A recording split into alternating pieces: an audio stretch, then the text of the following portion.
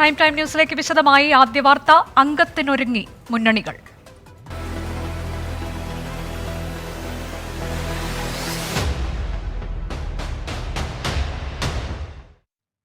ലോക്സഭാ തെരഞ്ഞെടുപ്പിൽ മുതിർന്ന നേതാക്കളെയും എംഎൽഎമാരെയും രംഗത്തിറക്കാൻ സിപിഐഎം. ആലത്തൂരിൽ മന്ത്രി കെ രാധാകൃഷ്ണനും പത്തനംതിട്ടയിൽ ഡോക്ടർ ടി എം തോമസ് ഐസക്കും വടകരയിൽ കെ ശൈലജയും സ്ഥാനാർത്ഥികളാകും. പൊന്നാനിയിൽ പൊതുസ്വതന്ത്രനായി KS ഹംസയും മലപ്പുറത്ത് V വസീഫും മത്സരിക്കും. കേന്ദ്ര നേതൃത്വത്തിന്റെ അനുമതിയോടെ ഈ മാസം 27-ന് സ്ഥാനാർത്ഥികളെ പ്രഖ്യാപിക്കും. ഷഫീദ് റാവുത്തർ വിശദാംശങ്ങളുമായി. ഷഫീദ്, കഴിഞ്ഞ ദിവസം കേട്ട പേരുകൾ ഏറെക്കുറെയൊക്കെ ഉറപ്പിക്കാവുന്ന പട്ടികയാണ് ഇന്നിപ്പോൾ പുറത്തു വന്നിട്ടുള്ളത്. അതിൽ തന്നെ സംശയമുണ്ടായിരുന്നിടത്ത് കൂടി ധാരണയായിട്ടുണ്ട് എന്നാണ് മനസ്സിലാക്കാൻ കഴിയുന്നത്. പ്രഗത്ഭരുടെ ഒരു നീണ്ട നിര തന്നെയുണ്ട്. 2 വനിതകളും സ്ഥാനാർത്ഥികളായി. ഇക്കാര്യത്തിൽ ഏറ്റവും പ്രധാനപ്പെട്ട കാര്യം, CPM-ന്റെ സ്ഥാനാർത്ഥി പട്ടിക നമ്മൾ പരിശോധിക്കുമ്പോൾ വിജയസാധ്യത പരമാവധി ഉറപ്പിക്കുന്ന കാൻഡിഡേറ്റ്സിനെ മത്സരത്തിനിറക്കാനാണ് CPM തീരുമാനിച്ചിട്ടുള്ളത്. ഇന്ന് ചേർന്ന സംസ്ഥാന സെക്രട്ടേറിയറ്റിലും സംസ്ഥാന കമ്മിറ്റിയിലുമാണ് ചർച്ചകൾക്കൊടുവിൽ അന്തിമ സ്ഥാനാർത്ഥി പട്ടികയിലേക്ക് ഇപ്പോൾ CPM എത്തിയിട്ടുള്ളത്. 3 ജില്ലാ സെക്രട്ടറിമാർ, 1 മന്ത്രി അടക്കം 4 MLA-മാർ, 2 വനിതകൾ, 4 കേന്ദ്ര കമ്മിറ്റി അംഗങ്ങൾ, 1 പോളിറ്റ് ബ്യൂറോ അംഗം. ഇതാണ് സ്ഥാനാർത്ഥി പട്ടികയുടെ സ്വഭാവം എന്ന് പറയുന്നത്. അതിൽ ഏറ്റവും പ്രധാനപ്പെട്ട കാര്യം, ചില നിർണായകമായിട്ടുള്ള നീക്കങ്ങളും ഈ സ്ഥാനാർത്ഥി നിർണയവുമായി ബന്ധപ്പെട്ട് CPM നടത്തിയിട്ടുണ്ട്. ആറ്റിങ്ങലിൽ ജില്ലാ സെക്രട്ടറിയും ഈ വർക്കല MLA-യുമായിട്ടുള്ള V ജോയി തന്നെ മത്സരിക്കാം എന്നുള്ളതാണ് ഇപ്പോൾ നേതൃത്വത്തിന്റെ നിലപാട്. കൊല്ലത്ത് M മുകേഷ് മത്സരിക്കും. പത്തനംതിട്ടയിൽ കേന്ദ്ര കമ്മിറ്റി അംഗം ടി എം തോമസ് ഐസക് ആയിരിക്കും. ആലപ്പുഴയിൽ AM ആരിഫ് തുടരും. ഇടുക്കിയിൽ ജോയ്സ് ജോർജ് തന്നെ മത്സരിക്കും. എറണാകുളത്താണ് അപ്രതീക്ഷിത നീക്കം ഉണ്ടായിരിക്കുന്നത്. പല പേരുകൾ ഉയർന്നു കേട്ടെങ്കിലും KSTA ഭാരവാഹി KJ ഷൈൻ എറണാകുളത്ത് മത്സരിച്ചാൽ മതിയെന്ന സംസ്ഥാന നേതൃത്വം തീരുമാനമെടുക്കുകയായിരുന്നു. ചാലക്കുടിയിലും ഒരു അനിശ്ചിതത്വം ഉണ്ടായിരുന്നുവെങ്കിലും മുൻ വിദ്യാഭ്യാസ മന്ത്രി C രവീന്ദ്രനാഥിന്റെ പേരിലേക്ക് നേതൃത്വം എത്തി. മത്സരിക്കാൻ താല്പര്യമില്ലെന്ന് അറിയിച്ചെങ്കിലും ആലത്തൂരിൽ മന്ത്രി K രാധാകൃഷ്ണൻ തന്നെ മത്സരിക്കട്ടെ എന്നുള്ളതാണ് CPM നേതൃത്വത്തിന്റെ തീരുമാനം. പാലക്കാട് A വിജയരാഘവനും കോഴിക്കോട് മുതിർന്ന നേതാവ് എളമരം കരീമും മത്സരത്തിനിറങ്ങും. പൊന്നാനിയിൽ പൊതുസ്വതന്ത്രനായി മുൻ മുസ്ലിം ലീഗ് നേതാവ് KS ഹംസ മത്സരിക്കും. യുവജന പ്രാതിനിധ്യം ഉറപ്പാക്കാൻ മലപ്പുറത്ത് V വസീഫിനെയും പാർട്ടി തീരുമാനിച്ചിട്ടുണ്ട്. വടകരയിൽ കേന്ദ്ര കമ്മിറ്റി അംഗം കെ ശൈലജ മത്സരിക്കുമ്പോൾ കണ്ണൂരിൽ ജില്ലാ സെക്രട്ടറി MV ജയരാജനും കാസർഗോഡ് ജില്ലാ സെക്രട്ടറി MV ബാലകൃഷ്ണനും മത്സരിക്കാനിറങ്ങും എന്നുള്ളതും ഏറ്റവും നിർണായകമായ നീക്കം. അങ്ങനെ 15 മണ്ഡലങ്ങളിലും സ്ഥാനാർത്ഥികളുടെ കാര്യത്തിൽ ഒറ്റ പേരിലേക്ക് CPM എത്തിയിട്ടുണ്ട്. സംസ്ഥാന കമ്മിറ്റിയുടെയും കേന്ദ്ര കമ്മിറ്റിയുടെയും അനുമതിയോടെ ഈ വരുന്ന 27-ന് CPM ഔദ്യോഗികമായി സ്ഥാനാർത്ഥികളെ പ്രഖ്യാപിക്കും. അനുജ, ലോക്സഭാ തെരഞ്ഞെടുപ്പിലെ CPIM സ്ഥാനാർത്ഥി പട്ടികയായി. ലോക്സഭാ തെരഞ്ഞെടുപ്പിൽ 3ാം സീറ്റ് വേണമെന്ന ആവശ്യത്തിൽ നിന്ന് മുസ്ലിം ലീഗ് പിന്നോട്ടില്ല. പാണക്കാട് ഇന്ന് ചേർന്ന അടിയന്തര നേതൃയോഗത്തിലാണ് ആവശ്യത്തിൽ ഉറച്ചു നിൽക്കാൻ തീരുമാനമായത്. UDF യോഗത്തിന് ശേഷമേ സീറ്റ് വിഭജനത്തിൽ അന്തിമ തീരുമാനമുണ്ടാകൂവെന്ന് മുസ്ലിം ലീഗ് ദേശീയ ജനറൽ സെക്രട്ടറി PK കുഞ്ഞാലിക്കുട്ടി പറഞ്ഞു. മുസ്ലിം ലീഗിന് അധിക സീറ്റ് നൽകില്ല, പകരം രാജ്യസഭാ സീറ്റിലേക്ക് പരിഗണിക്കുമെന്ന വാർത്ത അണികൾക്കിടയിൽ അമർഷത്തിനിടയാക്കി. ഇതോടെയാണ് പാണക്കാട് സാദിഖ് അലി തങ്ങളുടെ വസതിയിൽ അടിയന്തര നേതൃയോഗം ചേർന്നത്. 3ാം സീറ്റ് എന്ന ആവശ്യത്തിൽ ഉറച്ചു നിൽക്കാനും വിട്ടുവീഴ്ച വേണ്ടെന്നും തീരുമാനിച്ചു. എന്നാൽ സീറ്റിന്റെ പേരിൽ കോൺഗ്രസിനെ പ്രതിരോധത്തിലാക്കേണ്ടെന്നും നേതാക്കൾ അഭിപ്രായപ്പെട്ടു. UDF യോഗത്തിന് ശേഷം വിഷയത്തിൽ വ്യക്തതയാകുമെന്ന് PK കുഞ്ഞാലിക്കുട്ടി. അതിലൊക്കെ നേരത്തെ പറഞ്ഞിരുന്നു, യാതൊരു വ്യത്യാസവുമില്ല. അത് ഇനിയിപ്പോ UDF യോഗം ജാഥന്റെ അടിയിൽ എപ്പോഴെങ്കിലും ഉണ്ടാവുമല്ലോ, അപ്പോഴല്ലേ അത് സംബന്ധിച്ചുള്ള അന്തിമ കാര്യങ്ങൾ ഞങ്ങൾ പറയുള്ളൂ. സമരാഗ്നിയുടെ സമാപനത്തിന് തൊട്ടു പിന്നാലെ സീറ്റ് വിഭജനത്തിൽ ഔദ്യോഗിക പ്രഖ്യാപനമുണ്ടാകും. ജാഥയ്ക്കിടെ പ്രതിപക്ഷ നേതാവ് VD സതീശൻ, KPCC അധ്യക്ഷൻ K സുധാകരൻ, PK കുഞ്ഞാലിക്കുട്ടി തുടങ്ങിയവർ തമ്മിൽ അനൌദ്യോഗിക ചർച്ച നടത്തിയിരുന്നു. ലോക്സഭാ തെരഞ്ഞെടുപ്പിൽ 3ാം സീറ്റ് നൽകാൻ കഴിയില്ലെന്ന് കോൺഗ്രസ് നേതാക്കൾ PK കുഞ്ഞാലിക്കുട്ടിയെ അറിയിച്ചു. പകരം രാജ്യസഭാ സീറ്റിൽ ചർച്ചയാകാമെന്നാണ് നിലപാട്. അടുത്ത ദിവസം തന്നെ കോൺഗ്രസ് മുസ്ലിം ലീഗ് നേതാക്കൾ ഓൺലൈനായി ഔദ്യോഗിക ചർച്ച നടത്തും. ലീഗിന്റെ ആവശ്യം ന്യായമാണെന്ന നിലപാട് K മുരളീധരൻ MP ആവർത്തിച്ചു. അതിനുള്ള യോഗ്യത CPIക്ക് 4 സീറ്റ് കൊടുക്കുന്ന സ്ഥിതിക്ക് ശരിക്കും പറഞ്ഞാൽ ലീഗിന് 5 6 ചോദിക്കുന്നത് ഒരു തെറ്റുമില്ല. അപ്പോൾ അങ്ങനെ അവർക്ക് 4 കൊടുത്ത സ്ഥിതിക്ക് ലീഗ് പറഞ്ഞ് ശരിയാ, ഞങ്ങൾക്ക് 5 6 സീറ്റ് ചോദിക്കാൻ അർഹതയുണ്ടെന്ന്. അതാണ് അദ്ദേഹം തങ്ങൾ പറഞ്ഞതിന്റെ അർത്ഥം. LDF സ്ഥാനാർത്ഥി നിർണയം അന്തിമഘട്ടത്തിലേക്ക് എത്തിയ സാഹചര്യത്തിൽ തർക്കങ്ങൾ എത്രയും വേഗം പരിഹരിക്കാനാണ് UDF നേതാക്കളുടെ ശ്രമം. 24 തിരുവനന്തപുരം. ഇന്നത്തെ അടുത്ത പ്രധാനപ്പെട്ട വാർത്ത, കർഷകർ മുന്നോട്ട്.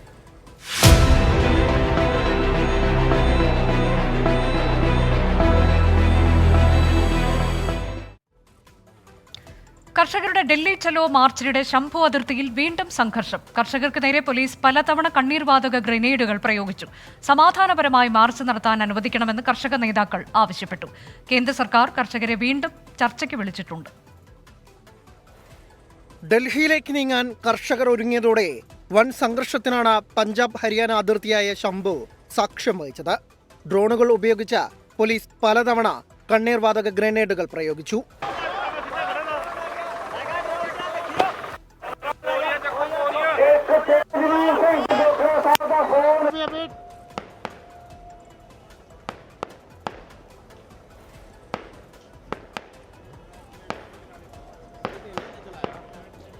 യുദ്ധസമാനമായ സന്നാഹങ്ങളാണ് പോലീസ് അതിർത്തികളിൽ വിന്യസിച്ചിരിക്കുന്നത്.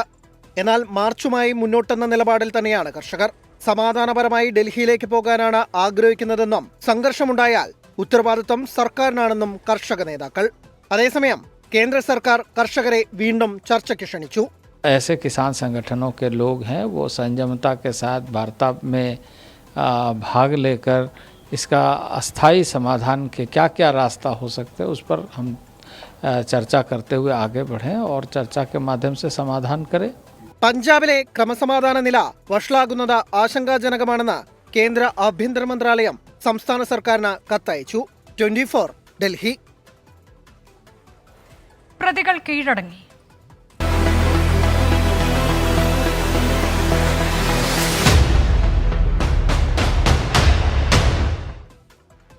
ടി പി ചന്ദ്രശേഖരൻ വധക്കേസിൽ ഹൈക്കോടതി കുറ്റക്കാരെന്ന് കണ്ടെത്തിയ 2 പ്രതികൾ കോടതിയിൽ കീഴടങ്ങി. കേസിലെ 10, 12 പ്രതികളായ കെ കൃഷ്ണൻ, ജ്യോതി ബാബു എന്നിവരാണ് മാറാട് പ്രത്യേക കോടതിയിൽ ഹാജരായത്.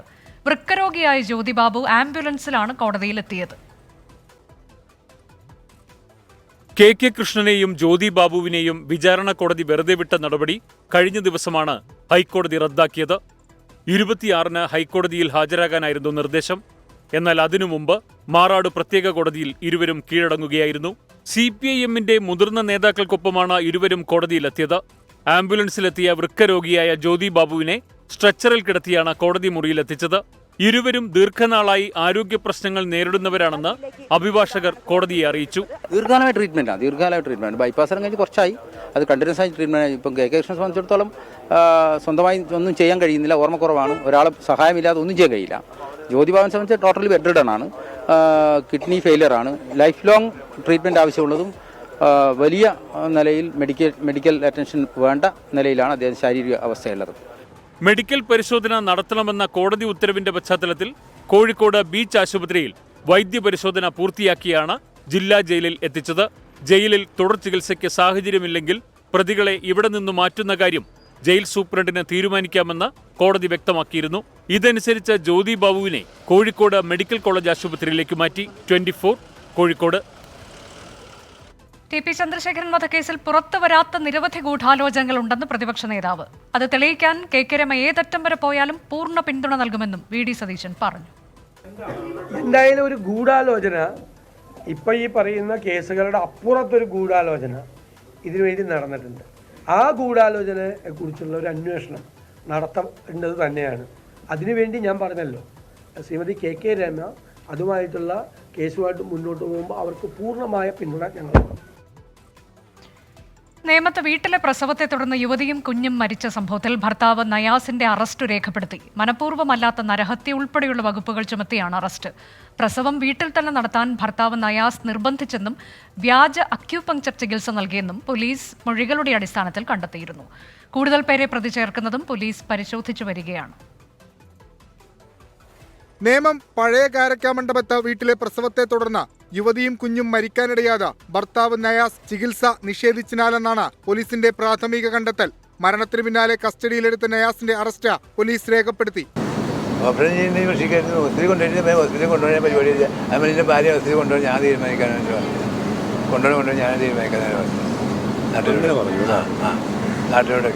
നയാസിന്റെ നിർബന്ധപ്രകാരമാണ് ഷമീറ പ്രസവ ശുശ്രൂഷയ്ക്ക് ആശുപത്രിയിൽ പോകാതിരുന്നതെന്ന് അയൽവാസികളും ആശാവർക്കർമാരും പോലീസിൽ മൊഴി നൽകിയിരുന്നു. നമുക്ക് ഗർഭിണിയാണെന്ന് അറിഞ്ഞുകൂടായിരുന്നു. ഈ ആശാവർക്കർ താഴെ ഈ കൊച്ചുങ്ങളെ നോക്കാനായിട്ട് വന്ന സമയത്ത് കൊച്ചുങ്ങളുണ്ടെന്ന് അറിഞ്ഞതുകൊണ്ടാണ് അവ കയറിപ്പോയപ്പോഴാണ് അറിയുന്നത് 3 മാസം ഗർഭിണിയാണെന്ന്. സംഭവം ആരോഗ്യവകുപ്പ് പോലീസിൽ നേരത്തെ റിപ്പോർട്ട് ചെയ്തിട്ടും നടപടി സ്വീകരിക്കുന്നതിൽ നേമം പോലീസിന്റെ ഭാഗത്തുനിന്ന് വീഴ്ച ഉണ്ടായതായും ആരോപണമുണ്ട്. ഈ പോലീസിനോട് ആശാവർക്കർ ഹെൽത്തിലെ പരാതി കൊടുത്തു. ആ പരാതിയുടെ അടിസ്ഥാനത്തിൽ അവരെന്ത് ചെയ്ത് പോലീസിനെ അറിയിച്ചു. അപ്പോൾ പോലീസ് ഓരോ ദിവസം രാത്രി ഇവിടെ വന്ന് രാത്രി ആയതുകൊണ്ട് ഇവർക്ക് വീടിൻ്റെ മേളിൽ കയറാൻ പറ്റില്ല. ഇവർ ഫോൺ ചെയ്തപ്പോൾ ആ സ്ത്രീ പറഞ്ഞെന്ന് വെച്ചാൽ എൻ്റെ കാര്യം ഞാൻ നോക്കിക്കോളാം എന്ന് പറഞ്ഞപ്പോൾ പോലീസ് അങ്ങ് പോയി. അക്യുപഞ്ചർ ചികിത്സ അറിയാവുന്ന നയാസിന്റെ ആദ്യ ഭാര്യയിലെ മകളെയും ഷമീറയ്ക്ക് അക്യുപഞ്ചർ ചികിത്സ നൽകിയ ഭീമാപ്പള്ളിയിൽ ക്ലിനിക് നടത്തുന്ന വെഞ്ഞാറമൂട് സ്വദേശി ഷിഹാബിനെയും പോലീസ് ചോദ്യം ചെയ്യും. ഷമീറ ബീവിയുടെ മൃതദേഹം പോസ്റ്റ്മോർട്ടം നടപടികൾ പൂർത്തിയാക്കി ബന്ധുക്കൾക്ക് വിട്ടു നൽകി. 24 തിരുവനന്തപുരം. NDAയുടെ കേരള പദയാത്ര പോസ്റ്റർ വിവാദത്തിന് പിന്നാലെ പ്രചാരണ ഗാനത്തിലും പുലിവാല് പിടിച്ച് BJP. പാർട്ടി സംസ്ഥാന അധ്യക്ഷൻ കെ സുരേന്ദ്രൻ SC/ST നേതാക്കളോടൊപ്പം ഭക്ഷണം കഴിക്കുമെന്ന പോസ്റ്ററിലെ പ്രയോഗത്തിനെതിരെ വലിയ വിമർശനമാണ് ഉയർന്നത്. പട്ടികജാതി പട്ടികവർഗ്ഗക്കാർക്കൊപ്പം ഭക്ഷണം കഴിക്കുന്നത് അഭിമാനമാണെന്ന് കെ സുരേന്ദ്രൻ പ്രതികരിച്ചു. പ്രചാരണ ഗാനത്തിൽ കേന്ദ്ര സർക്കാർ വിരുദ്ധമായ വരികൾ കടന്നുകൂടിയതാണ് BJPക്ക് നാണക്കേടായത്. BJP സംസ്ഥാന അധ്യക്ഷൻ കെ സുരേന്ദ്രൻ നയിക്കുന്ന കേരള പദയാത്രയുടെ നോട്ടീസിൽ കാര്യപരിപാടികൾ വിശദീകരിക്കുന്ന ഭാഗത്താണ് ഉച്ചഭക്ഷണം SC/ST നേതാക്കളും ഒന്നിച്ച് എന്ന പരാമർശം. ജാതീയമായ മുൻവിധിയാണ് പ്രകടമാകുന്നത് എന്ന് വിമർശകർ. പോസ്റ്ററിനെതിരെ കെ മുരളീധരൻ MP, പട്ടികജാതി പട്ടികവർഗ coordination committee general convener Rajan Pulikkode, സാമൂഹ്യപ്രവർത്തക ധന്യാരാമൻ തുടങ്ങിയവർ രംഗത്തു വന്നിരുന്നു. ജാതിയുടെ മതത്തിൻ്റെ പേരിൽ ഇങ്ങനെ ചില പബ്ലിസിറ്റി നടത്തുന്നത് ശരിയല്ല. അത് അവരോട് കാണിക്കുന്ന ഒരു എന്താ പറയേണ്ടത്, അവർ ഇൻസൾട്ട് ചെയ്യുന്നതിന് തുല്യമാണ്. ഭാഷാ പ്രയോഗത്തിലൂടെ തന്നെ സുരേന്ദ്രൻ അട്രോസിറ്റി ആണ് ചെയ്തിരിക്കുന്നത്. അപ്പോൾ ആ അയിത്തം കാണിച്ചിരിക്കുകയാണ്. അപ്പം അയാൾക്കെതിരെ കൃത്യമായിട്ട് അട്രോസിറ്റി നിയമപ്രകാരം കേസെടുക്കുകയാണ് വേണ്ടത്. മറുപടിയുമായി കെ സുരേന്ദ്രൻ. പട്ടികജാതി പട്ടികവർഗ സംഘടനാ നേതാക്കളോടൊപ്പമാണ് ഞാൻ ഉച്ചഭക്ഷണം കഴിച്ചത്. അതിലെനിക്ക് അഭിമാനമേ ഉള്ളൂ. പിണറായി വിജയനെ പോലെ ഇവിടുത്തെ പാറമട മുതലാളിമാരിൽ നിന്നും മദ്യമാഫിയകളിൽ നിന്നും മാസപ്പടിക്കാരുടെയും കൂടെ അല്ല ഞാൻ ഈ പരിപാടിയിലുടനീളം പ്രാതലും ഉച്ചഭക്ഷണവും അത്താഴവും കഴിക്കുന്നത്. പിന്നാലെയാണ് BJP കേരളം എന്ന യൂട്യൂബ് ചാനൽ പുറത്തുവിട്ട പ്രചാരണ ഗാനം ചർച്ചയായത്. അഴിമതിക്ക് പേരുകേട്ട കേന്ദ്രഭരണ തന്ത്രം ഇന്ന് തച്ചുടക്കാൻ അണിനിരക്കു കൂട്ടരെ എന്ന വരികൾ തിരിച്ചടിയായി. അഴിമതിക്കു പേരുകേട്ട കേന്ദ്രഭരണ തന്ത്രം ഇന്ന് തച്ചുടക്കാൻ അണിനിരക്ക കൂട്ടരെ.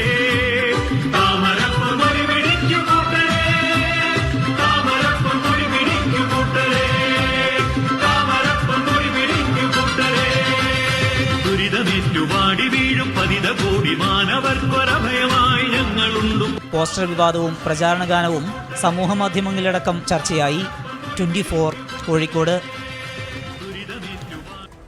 BJPയിലെ പോസ്റ്റർ ഗാനം വിവാദങ്ങളിൽ വിശദീകരണം തേടി സംസ്ഥാന അധ്യക്ഷൻ കെ സുരേന്ദ്രൻ സംസ്ഥാന IT സെൽ കൺവീനർ S ജയശങ്കറിനോടാണ് വിശദീകരണം തേടിയത്.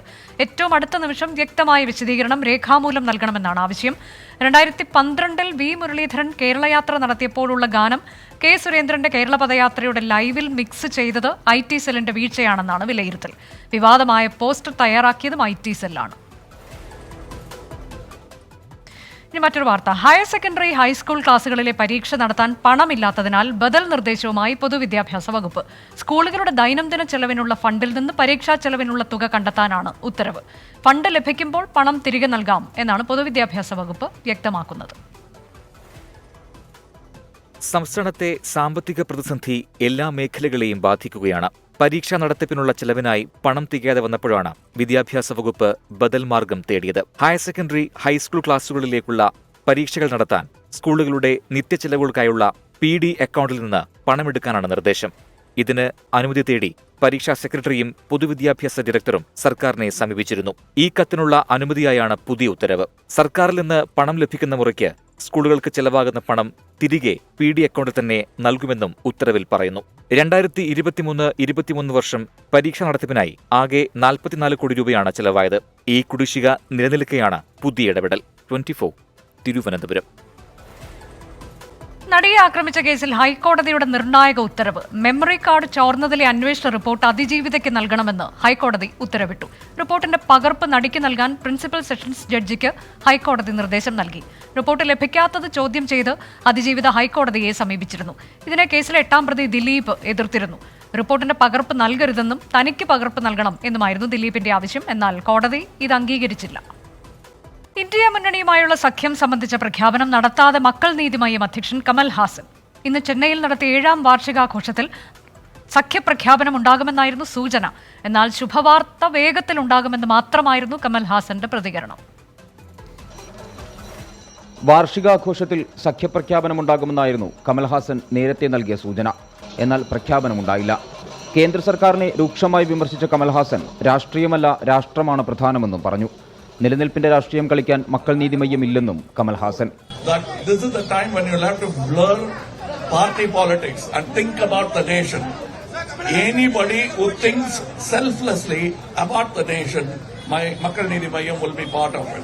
But if you are playing local feudal politics, we won't be part of it. കേന്ദ്രം സംസ്ഥാനങ്ങൾക്ക് വിഹിതം നൽകുന്നത് പോലും രാഷ്ട്രീയം നോക്കിയെന്നും കമൽഹാസൻ വിമർശിച്ചു. കർഷക സമരത്തെ പിന്തുണച്ച കമൽഹാസൻ യുദ്ധത്തോട് സമാനമായ നീക്കങ്ങളാണ് കർഷകർക്കെതിരെ ഡൽഹിയിൽ നടക്കുന്നതെന്നും പറഞ്ഞു. തമിഴ്നാട് സർക്കാരിന്റെ കർഷകക്ഷേമ പ്രവർത്തനങ്ങളുടെ 10% പോലും കേന്ദ്രം നടത്തുന്നില്ലെന്നും കമൽഹാസൻ വിമർശിച്ചു. 24 ചെന്നൈ. ഗുരുവായൂർ ക്ഷേത്രോത്സവത്തിന് മുന്നോടിയായുള്ള ആനയോട്ടത്തിൽ കൊമ്പൻ ഗോപി കണ്ണൻ ജേതാവായി. 9ാം തവണയാണ് ഗോപി കണ്ണൻ ഒന്നാമതെത്തുന്നത്. മതപ്പാടില്ലാത്തതും അപകടകാരികളുമല്ലാത്ത 17 ആനകളുടെ ലിസ്റ്റ് വിദഗ്ധ സമിതി തയ്യാറാക്കിയ ശേഷം 10 ആനകളെ നറുക്കിട്ടെടുത്തു. വീണ്ടും നറുക്കെടുത്ത 5 ആനകളിൽ 3 ആനകളെ മാത്രമാണ് ഓടാൻ നിയോഗിച്ചത്. ആനക്കോട്ടയിലെ ദേവദാസ്, രവികൃഷ്ണൻ, ഗോപികൃഷ്ണൻ എന്നീ ആനകളാണ് ഓടുക. ചെന്താമരാക്ഷൻ, ദേവി എന്നീ ആനകളെ കരുതലിനായി നിയോഗിച്ചിട്ടുണ്ട്. ഉച്ചയ്ക്ക് 2 മണിയോടെ മഞ്ജുലാൽ പരിസരത്ത് 10 ആനകളെ അണിനിരത്തും. ക്ഷേത്രനാഴികമണി 3 അടിക്കുന്നതോടെ മാരാർ ശംഖു മുഴക്കിയാൽ ആനകൾ ഓടാൻ തുടങ്ങും.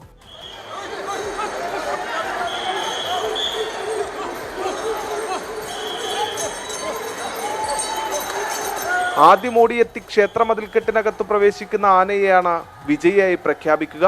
ക്ഷേത്രത്തിനകത്ത് ആനകളെ ഓടാൻ അനുവദിക്കില്ല. മഞ്ജുലാൽ മുതൽ ക്ഷേത്രം വരെ ആനകൾ ഓടുന്ന വഴിയിൽ ഇത്തവണയും ബാരിക്കേഡുകൾ ഉയർത്തിക്കെട്ടും. ആനയോട്ടത്തിന്റെ ഭാഗമായി സുരക്ഷാ ക്രമീകരണങ്ങൾ ശക്തമാക്കാനും നിർദ്ദേശമുണ്ട്. 24 തൃശൂർ. പ്രൈം ടൈം ന്യൂസ് തുടരുന്നു. സെക്രട്ടേറിയറ്റിന് മുന്നിൽ ദിവസങ്ങളായി തുടരുന്ന സമരം കടുപ്പിച്ച് CPO റാങ്ക് ഹോൾഡേഴ്സ് മൊട്ടയടിച്ചും പ്രതീകാത്മക വിലാപയാത്ര നടത്തിയുമായിരുന്നു ഇന്നത്തെ സമരം. റാങ്ക് ലിസ്റ്റിന്റെ കാലാവധി അവസാനിക്കാൻ ഇനി 54 ദിവസം മാത്രമാണ് ബാക്കി.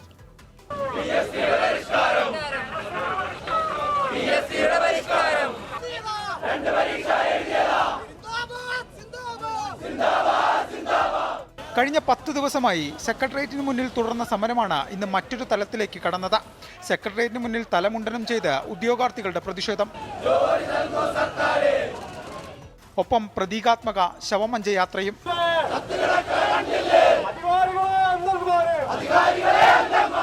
ദിവസങ്ങളായി സമരം തുറന്നിട്ടും ഒരു തവണ പോലും സർക്കാർ ചർച്ചയ്ക്ക് വിളിച്ചില്ലെന്ന ഉദ്യോഗാർത്ഥികളുടെ പരാതി. ഹിറ്റ്ലറിനെ പോലെയാണ് ഇവിടുത്തെ PSCയും ഇവിടുത്തെ ഗവൺമെന്റും നമുക്കെതിരെ പ്രവർത്തിച്ചുകൊണ്ടിരിക്കുന്നത്.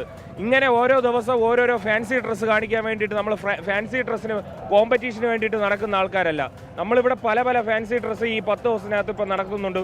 ഉരുളുന്നുണ്ട്, എഴയുന്നുണ്ട്, മുട്ടിലെഴയുന്നുണ്ട്, തലകുത്തി നിൽക്കുന്നുണ്ട്, എന്തൊക്കെ ചെയ്യാൻ കഴിയുന്നുണ്ടോ അതെല്ലാം ചെയ്യുന്നുണ്ട്. ഇതെല്ലാം ചെയ്തിട്ട് എന്താണ് സർക്കാരും PSC കണ്ണു തുറക്കാത്തത്? PSCയുടെ സിവിൽ പോലീസ് ഓഫീസർ റാങ്ക് ലിസ്റ്റിന്റെ കാലാവധി അവസാനിക്കാൻ ഇനി 54 ദിവസം മാത്രം ബാക്കി.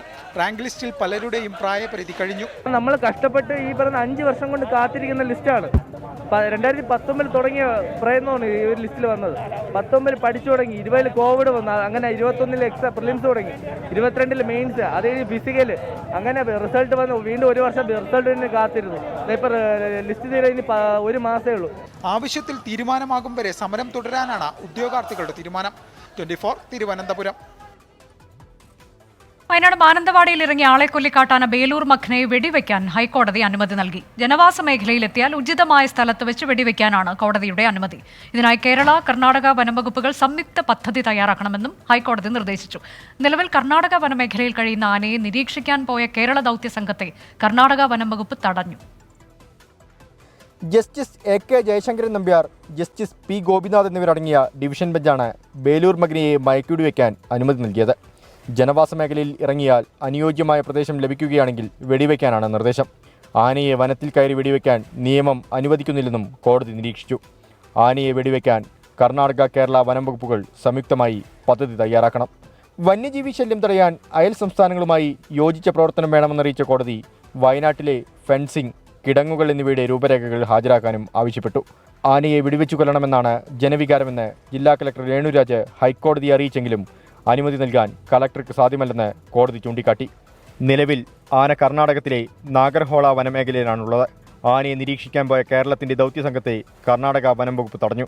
ആന വീണ്ടും ജനവാസ മേഖലയിൽ ഇറങ്ങാനുള്ള സാധ്യത കണക്കിലെടുത്ത് കർണാടകയോട് അതിർത്തി പങ്കിടുന്ന മുള്ളൻകൊല്ലി പഞ്ചായത്തിൽ വനംവകുപ്പ് ജാഗ്രതാ നിർദ്ദേശം നൽകിയിട്ടുണ്ട്. 24 വയനാട്. കേന്ദ്ര വനം പരിസ്ഥിതി മന്ത്രി ഭൂപേന്ദ്ര യാദവ് വയനാട്ടിലെത്തി. ബത്തേരിയിലെത്തിയ കേന്ദ്രമന്ത്രി BJP നേതൃത്വവുമായി കൂടിക്കാഴ്ച നടത്തുകയാണ്. കേരള, കർണാടക വനംവകുപ്പ് ഉദ്യോഗസ്ഥരുമായി നിലവിലെ അവസ്ഥ ചർച്ച ചെയ്യും. സുർജിത് അയ്യപ്പത്ത് വിശദാംശങ്ങളുമായി. സുർജിത്ത്, എന്തൊക്കെയാണ് കേന്ദ്രമന്ത്രിയുടെ കാര്യപരിപാടികൾ?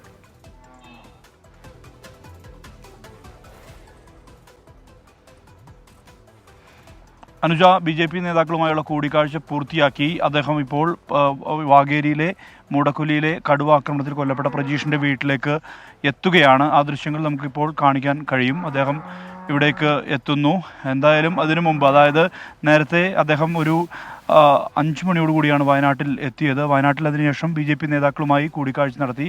PK കൃഷ്ണദാസ് ഉൾപ്പെടെയുള്ള നേതാക്കൾ അദ്ദേഹത്തിനൊപ്പം ഉണ്ട്. സംസ്ഥാന നേതാവ് എന്നുള്ള നിലയ്ക്ക് PK കൃഷ്ണദാസ് അദ്ദേഹത്തിൻ്റെ ഒപ്പമുണ്ട്. അതിനുശേഷം ഈ കുടുംബാംഗങ്ങളെ കൂടിക്കാഴ്ച നടത്തും. ഇത്തരത്തിൽ മരിച്ച കുടുംബാംഗങ്ങളുമായി അദ്ദേഹം കൂടിക്കാഴ്ച നടത്തും.